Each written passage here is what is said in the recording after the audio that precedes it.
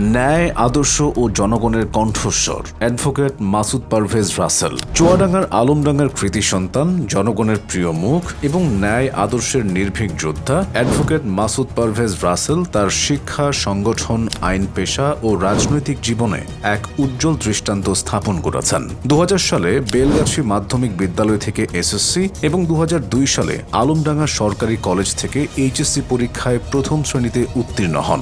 উচ্চশিক্ষার জন্য আইন বিষয়ে পড়াশোনা শুরু করেন এবং 2007 সালে ইসলামী বিশ্ববিদ্যালয় কুষ্টিয়া থেকে প্রথম শ্রেণীতে অনার্স ও 2009 সালে প্রথম শ্রেণীতে মাস্টার্স সম্পন্ন করেন।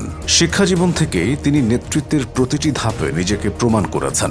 2006-07 সালে সাকসেস বিশ্ববিদ্যালয় ভর্তি কোচিংয়ের নির্বাহী পরিচালক ছিলেন। একই সময়ে বিশ্বখ্যাত সংগঠন ওয়ার্ল্ড অ্যাসেম্বলি অব মুসলিম ইয়থের বিশ্ববিদ্যালয় প্রতিনিধি হিসেবে দায়িত্ব পালন করেন। পরবর্তীতে 2009-10 সালের জুলাই পর্যন্ত বিশ্ববিদ্যালয়ের শাখা সভাপতির দায়িত্ব পালন করেন এবং কেন্দ্রীয় পরিকল্পনা ও গবেষণা সম্পাদক হন। 2011 সালের জুলাই মাসে চুয়াডাঙ্গা জেলা আইনজীবী সমিতিতে যোগদানের পর আইন অঙ্গনেও রেখেছেন অম্লান দাগ। টানা 5 বছর নির্বাহী কমিটির সদস্য এবং পরপর 2 বার যুগ্ম সাধারণ সম্পাদক নির্বাচিত হয়ে আইনজীবী মহলে তিনি সততা, দক্ষতা ও নেতৃত্বের প্রতীক হয়ে ওঠেন।